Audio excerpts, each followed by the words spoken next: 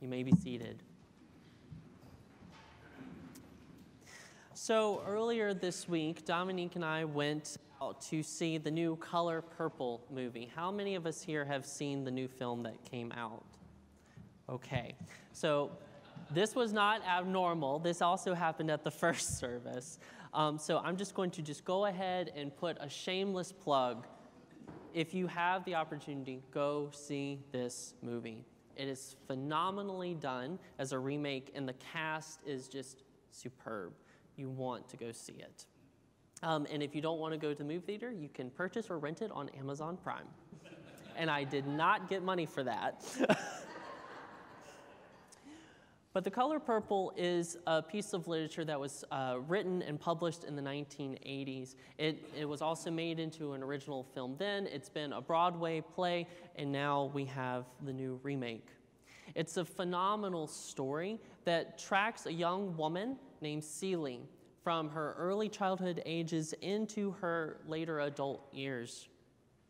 And the arc of this story occurs over the 20th century. And it explores how she understands herself in relationship to her life, especially dealing with the hard, challenging, painful moments that she had to bear, just to kind of contextualize what some of that is. Miss Celie, over the course of her life, for most of her life, believed that she had fathered children by her father. She was given in marriage to a man that she did not asked to be married to. She was abused verbally and physically within that relationship. And yet, where those are the places where we start and we journey alongside her, where she ends is a very different space. Her life is transformed. Her understanding of self is transformed. And so I want us to explore the purpose of that transformation and why that is important for us today.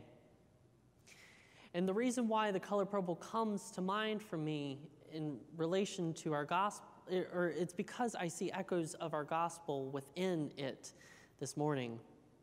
Our gospel passage, we have just wrapped up Jesus' baptism in the early chapter of Mark. He's been baptized. He went out into the wilderness for 40 days. And John the Baptist, the person who baptizes him, is now dead. And Jesus comes into the first moments of his public ministry. He comes into Galilee, and he starts proclaiming, "The kingdom of God has come near. Change your hearts and your lives, and trust in the good news." And then we have this vignette that occurs directly after that proclamation, where Jesus calls the first of his first disciples, where they are mending their nets, and we just have this seemingly unbelievable story that they just dropped everything and went. So in the space of this gospel, what is it that the Spirit is inviting us to hear today? And why is this good news good? Why are we to trust in it? And I think The Color Purple can help us explore this. I think what helps us as we listen to Jesus' words today is we have the benefit of hindsight. We know what happens with the crucifixion and the resurrection. We know Jesus' teachings and his healings and his ministry across his earthly ministry and time in life. And what we see revealed in that is the good news is nothing short than recognizing God's presence among us, God's presence within us and everything and everyone. When we think about what the good news is, it is that God does not abandon us to the pains and the darknesses of this world. It is that God is with us through it, thick and thin, that God created us out of love to be loved, and for this world to experience the fulfillment of what that means in justice and equity and dignity. It's a powerful perspective change. That's what has been sitting with me in Jesus' words today. When we talk about changing hearts and changing our lives, that's a perspective. That is a shifting in who we are. And what we sit with what Jesus' teachings culminate in, which is that God is in each and every single one of us, that we are belovedly made, does that perspective not change how we treat ourselves? Does that not move us to change how we treat the people around us? Jesus, in later parts of the Gospels, talk about how this good news isn't just a belief. It's about something that changes how we are. It's about how we be in the world. Jesus says that we are commanded to love our neighbors as ourselves, and that we are commanded to love our enemies as our neighbors. And when we underscore that we are made in the divine's image, does that not transform our responsibility in how we are in relationship with others? We see this played out in the color purple. This is the transformation we see with Seeley, where over years of her life, it's not overnight like it is with the disciples in the gospel, or dare I say for all of us in this room. But Seeley's journey through her life is recognizing this perspective. It is having this shift that enables her to be freed from the things that shackles her down. There's a scene in the film and in the book. And in the film, Seeley and Shug Avery, who's the lounge singer who comes and stays, in whom we also see she develops a loving relationship with along the way. But Shug and Seeley, they're walking through a field of flowers, of beautiful orange and purple flowers. And here's a little snippet of their conversation, and it begins with Shug. You see, Seeley, I think it pisses God off if you walk past the color purple and not notice it. You saying God wants to be loved like it's saying in the Bible? Oh, everything and everyone wants to be loved. Especially God. That's why God be in everything. And see, when you love what God has made, you is loving God. And God is loving you back. There is such wisdom in these words. When we think about how we are in relationship with God, ourselves, and the world, this is the truth of the good news. That God isn't absent from the world, but God is as close to us as our very breath, our very heartbeat. That God's face is as close to us as the face of our neighbor, the face of the one who we struggle with. And when we think about why does Jesus command us to trust in that? Why is it Jesus says to trust in that as the good news? I think it's because when we really accept that, when we own that as truth, it does change how we are in this world. It changes how we experience the challenging spaces, the moments of death and pain.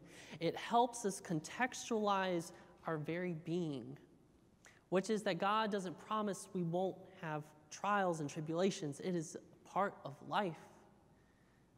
God promises to be with us in it. And God promises us that when we lean into respecting other people, when we lean into love and ordering everything in our life through that lens, the world does change. Our perspective changes. Now, Seeley, she doesn't arrive to this moment on her own. At the end of the film, she is fully whom God has invited her to be and is leaning into this space. But for the vast majority, she needed people around her to speak this good news to her.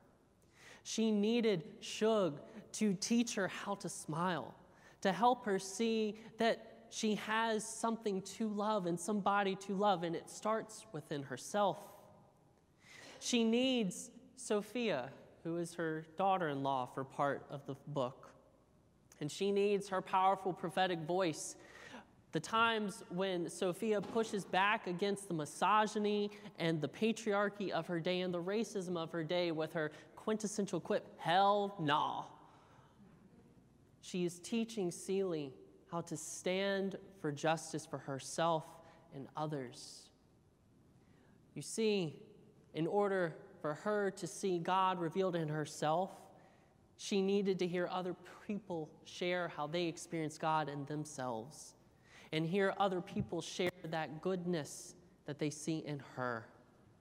That God is present there too.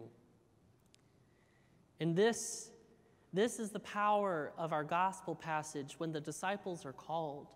Jesus says, I will teach you how to fish for people. Jesus didn't say, I'm going to teach you how to save people from hell. Jesus didn't say, I'm going to teach you how to give people right belief. I'm going to teach you how to fish for people.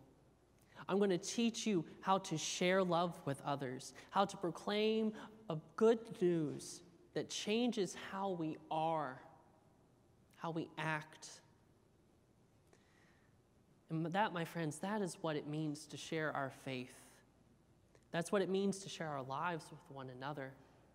It's about letting the experience of God's love in our own life, let us pour that out and share it with the world.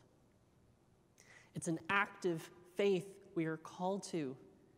Jesus calls us to not only just experience God's love for us, but then to name it for other people, to let that love and motivation transform how we are. Jesus says later on in the Gospels, blessed are the peacemakers. Not blessed is those who find peace. Blessed are the peacemakers. And the good news is that we start by seeing God in each other, in everything around us. And so, as we continue into a new week, as we continue to see violence raging around the world in Israel, Palestine, and Sudan, Ukraine, when we see the ongoing hunger here in our towns, in our county, did you know that 15% of Essex County lives at or under the poverty line? When we sit with these difficulties, whether they're large or small, we turn to the good news, and Jesus says to trust. Trust that God is with you. Trust that we are all given dignity through that truth that we are made in God's image. And let the power of that good news change our actions, our being. At the end of the film, Celie, in this transformed experience, invites her family, friends, and those around her to join her for an Easter meal around a tree, where her lost children are returned, where her lost sister is returned, where the ex-husband who made her life a living hell is invited to share a common meal with her after forgiveness and restoration have been done. She sings this song, and I want us to end with it. And let us take this song and its truth out into the world with us this week. May it be our boon in a world that is in need of hope.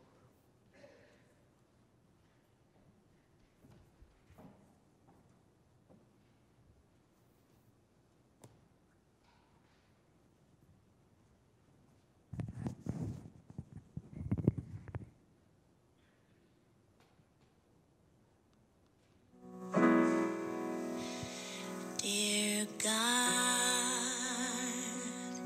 dear stars,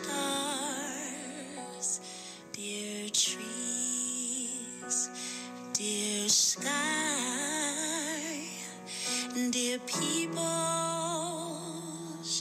dear everything, dear God.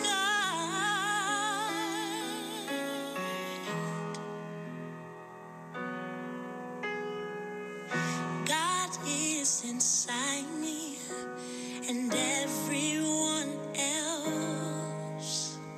That was or ever will be. I came into this world with God, and when I finally looked inside,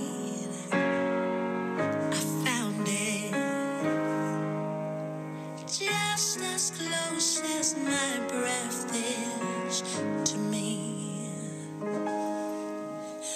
Rising like the sun is the hope that sets us free. Your heartbeat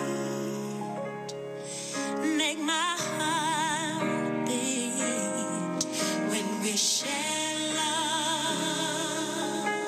Like a blade of corn, like a honeybee, like a waterfall, all a part of me, like the color purple. Where do it come from? Now my eyes are open. Look what God has done. Take a grain of love, make a mighty tree. Take a mighty, mighty tree. Smallest one, make the harmony. Like a drop of water, it can make a river high. Miracles for you.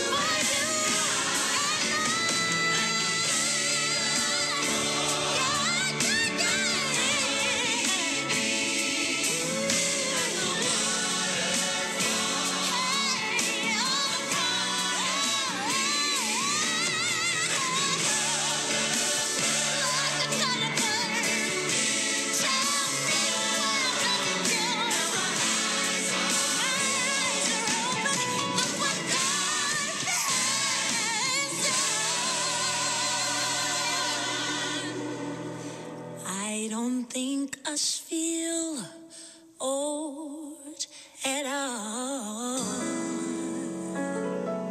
I think this is the youngest us ever felt.